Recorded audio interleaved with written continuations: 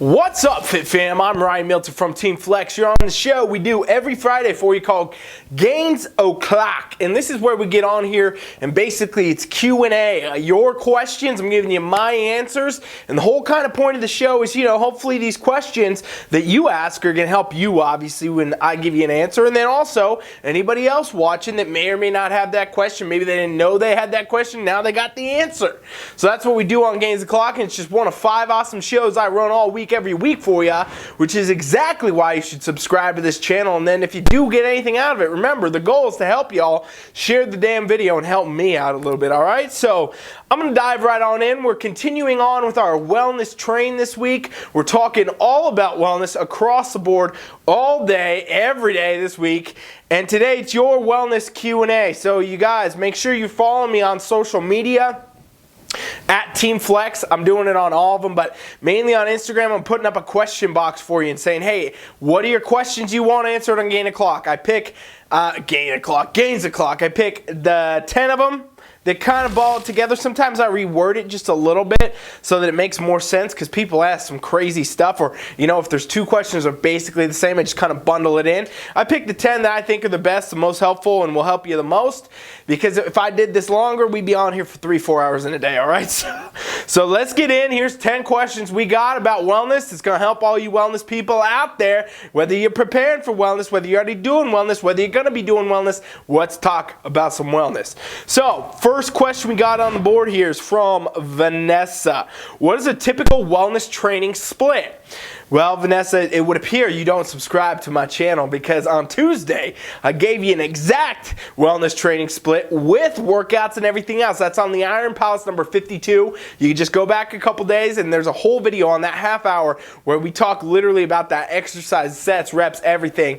For the quickness of this video and still answering your question, upper body day on a Monday, lower body day on a Tuesday, probably a rest day or an ab day on a Wednesday, then we're rolling into another upper body day on a Thursday, and then on Friday we're doing legs again. So basically that's how I break it down, how I'd set it up. All your exercises, all your sets, all your reps, all that got to be custom for you and your physique. And the days we're not training obviously are rest days, so Saturday, Sunday in this situation, but also doesn't even matter the way you break it down. I'm giving you the Monday through Friday. You could do that however you want. I don't know when you train, but that's basically a wellness training split. That's what I have a lot of people making great results on, and that's what I would suggest. Obviously everything is custom for every person, which is probably why also, if you haven't subscribed, you should, Vanessa, and then you should also check out my free coaching trial so I can just show you how to train exactly for wellness in a split that's built for you and your physique, and it's totally free.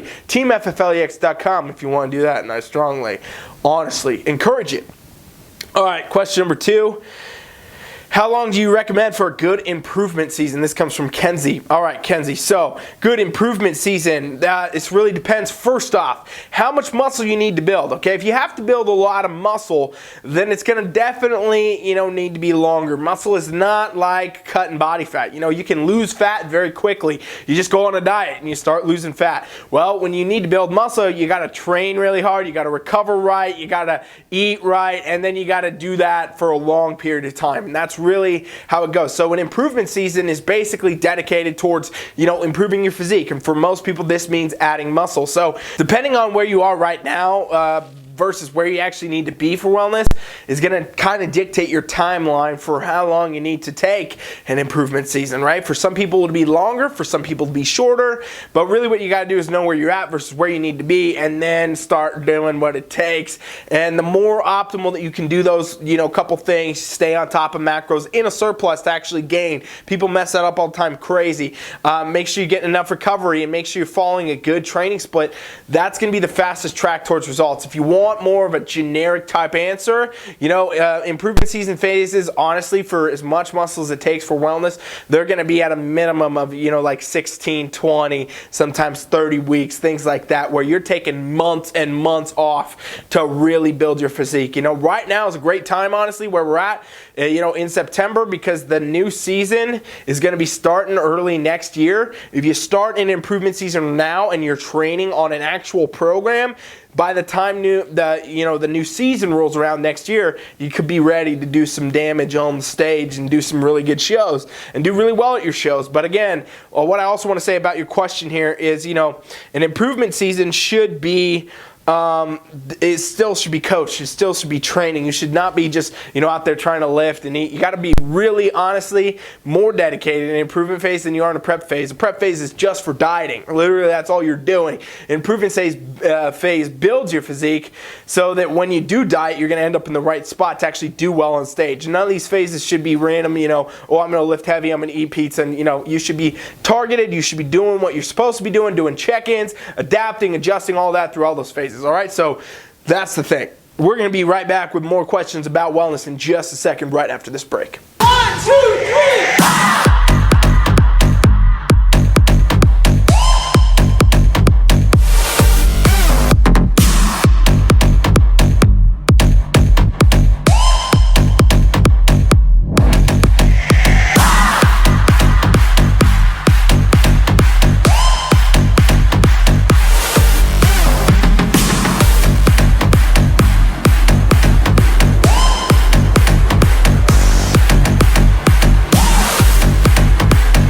Diving into question number 3, we're looking at how much protein do wellness competitors need to eat? This is from Amanda. Amanda, good question. A lot of people don't know that nutrition needs to be custom, okay? This is a problem.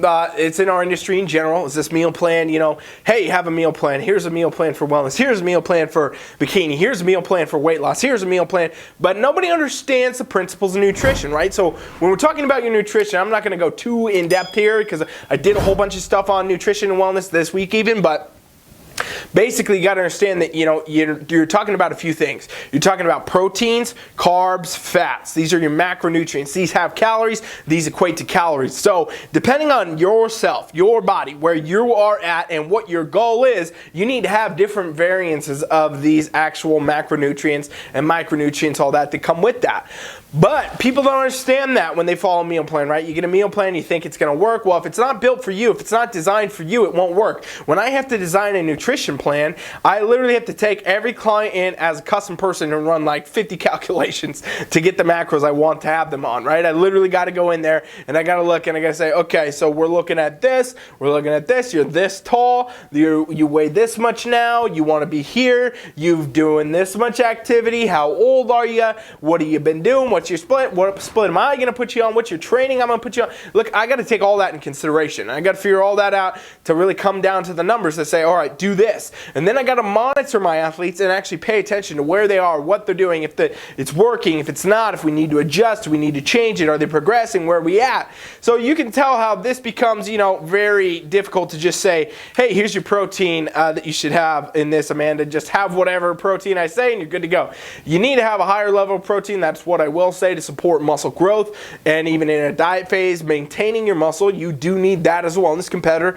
But I can't give you a number, unfortunately. You would have to actually get the actual calculations and all that done to figure this out. It's custom for everyone, and that's important to know. All right, question number 4. I'm still training at home. I only have barbells and dumbbells. Is it possible to build a wellness body training at home? From Jessica. And then we got a ton of wellness questions about training at home. So this is kind of a roped together question. The answer is absolutely. Throughout this entire year, many people ended up training at home. Many people are still training at home. A lot of places don't have gyms. Some places are not going to have gyms for a while. I mean, this is what's going on in the world. And I said very early on, way back when this all started, I said, hey, you know what? Stock up on your dumbbells. Everybody was stocking up on toilet paper and water and all this crazy stuff back then. We all saw the ads. Maybe you were one of those people. But I'm always saying, not you, by the way, Jessica, I'm just saying anybody watching. I'm always saying, hey, you know what? Go get yourself some barbells, some dumbbells, because, stuff's going to happen, and then it did.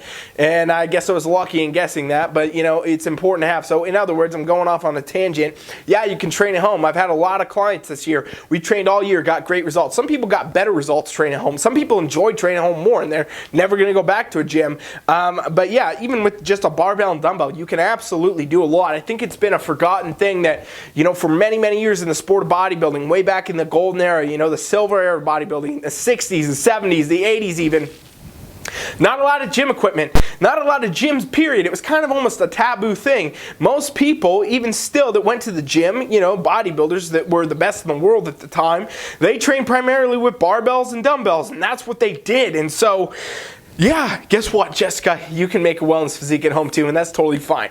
You can get progress, you can get results, and it all comes down to your program. You do have to follow a good program to get those results, but that's the same if you're at the gym anyway. So, you know, yeah, keep going. All right, question number 5. Let's see what we got. What time are we at here? Oh, we're good, okay. Question number 5, we're halfway through. I appreciate you being here, fam. Subscribe, by the way, please. Thank you. All right.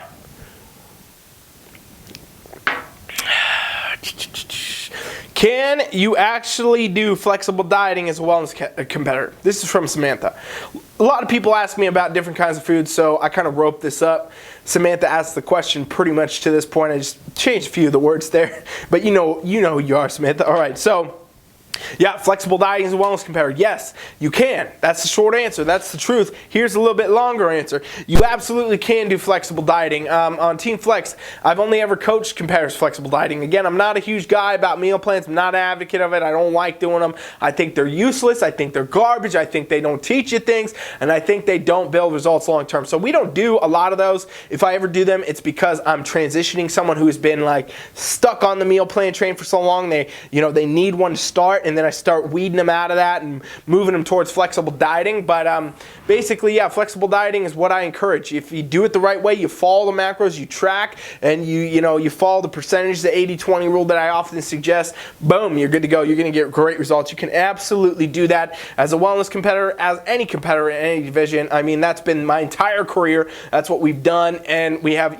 people all over the world doing great at shows, getting first call-outs, winning their shows, getting overalls, pros. Everybody's out there. So really important to think about that, really important to understand that. Yes, you can flexible diet, and you can and will get those results even as a wellness competitor. And dare I say, probably even better, because your body will just respond a lot better not following some generic tilapia and rice meal plan or asparagus, you know what I'm saying? All right, we're going to dive into the rest of our wellness questions right after this break. This question comes from Katie. It says, how many competitions should you do before you go for a pro card? Well, pro card is obviously where you get it at nationals. You have to qualify for nationals, so that's important to know. It's not just like you do a couple shows and then you just decide you're ready for a pro card. No, you actually have to qualify, which means in this current world, getting a top 5 in any open class right now will qualify you for nationals.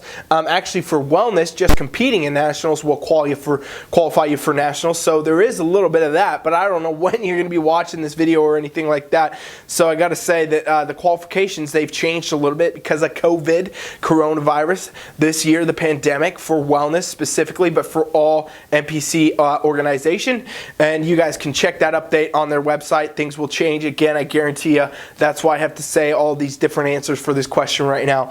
But check there for the updates. But basically, what you want to think about more than if you're qualified or not, depending on the changes or whatever, is if you're actually ready to go to nationals for an attempt to get a pro card, because nationals are very competitive. It's the top of the NPC. If you go to nationals and you're competing there, you're competing against the best in the world, and they're the best because generally people will not go to nationals just if they qualify unless they have won several shows. They've actually got first place, or they've won some overalls, or they've done multiple overalls, which means they beat all the winners of every class and they were overall at that show. And a lot of people won't go to nationals until that because they just won't be competitive enough. They need to take some time off and improve, and you do actually need to do that between becoming qualified and actually going to nationals, meaning in other words, you can't just show up there and assume that you're going to do well, and more often than not, you're going to have to do many nationals to be able to even get the pro card going. All right, so that's definitely something that you really want to factor in when it comes to this. Remember, the qualifications have changed this year. Could be an advantage for some people, but those will change again by the time we're in next season, which we're already near the end of the year here. There's a lot of great nationals though, so if you're qualified, go for it, Katie. Go get yourself on stage, get some feedback. That's what I always say, it's all about the goal. All right, here we go. Question number 7, Diana. What can I do to improve posing in the fastest way? Well, generic, like a really quick answer, get a coach. Get yourself a posing coach. That's the best way to improve your posing in the fastest way, obviously. The second way would be to then practice it. Practice, practice, practice. Always be posing, right? I say this quote all the time, you guys. It's Mike Collins' quote. One of our posing coaches, he's always posing. He's telling everybody else, always be posing. Because at the end of the day, that's how you get the most confident with it. That's how you get the most practice with it. You got to think about it like repetition. I don't know if any of you out there have ever had to learn a skill, you know, like an instrument or any other type of skill. You have to repeat it. You have to do it over and over and over and over and over and over and over again. I play guitar, for example. First time I picked up a guitar, did not have a clue. Now I can play all kinds of things because of practice. You know what I'm saying? So same thing comes with your posing. First time you pose, you're going to suck. You know, the second time you pose, you're going to suck. Maybe the 55th time you pose, you're going to suck. But maybe by the 350th time, you're going to be feeling pretty good. You know, so you got to keep posing. Pose all the time. Pose, practice at your house. Practice with other people. Get a coach. Practice with your coach. It's the best way to improve your posing as fast as possible. All right, so hopefully that helps you out, Diana. Moving right along, fam, we got 3 to go. I appreciate you being here. Seriously, thank you. If you're getting anything out of it, share the video for me, all right? This next question comes from Tina. How many calories do I need to grow my legs? And this is almost like the question we had above about protein intake. So I'm going to shorten the answer because they're almost the same. You got to understand that you have to be in a caloric surplus, so that's a given. So you need to know where you're at, and then you need to add calories to that, all right? So if you're not tracking macros, which you might be because you're just asking me about calories, you got to have more calories than you need to start building muscle. People don't understand this, but you can't build muscle in a caloric deficit or even at caloric maintenance, really, right? So if you're not getting extra food, you're not building muscle. At the same time, with extra food, you're going to add body fat too. So you got to understand these phases. You got to know what you're doing, and you got to know how to do that. This does not mean, though, however, you just go add a bunch of calories or you just eat as much food as you can and you're going to grow. You're going to get more fat than anything. Again, muscle building takes time. It takes dedication, and if you just start packing in the food, you're going to start packing on the weight, but it's not going to be muscle. It's just going to be body fat. So you got to know where you are caloric maintenance wise. You got to know what your maintenance calories are, meaning in other words how much you're eating right now to know what body weight you're at, or to stay at what body weight you're at. It might be a better way to say it. And then you got to add calories. I say 300, 500, you know, slowly adding calories. Start packing on that lean quality muscle, and that's going to be far better than going crazy. You know, some people just go all out in improvement off season, whatever. They don't even track. They're just eating a bunch of food, bad food, dirty bulks. You guys, you've all heard of that, you know. But really, you got to do it custom for you. You got to know where you're at, and this is different for every person. The calorie increase, however, is pretty standard. So 300, 500 caloric increase is what I suggest, but you have to know where you're at first to be able to do that. All right, we've got 2 more questions we're going to cover, you guys, right after this break.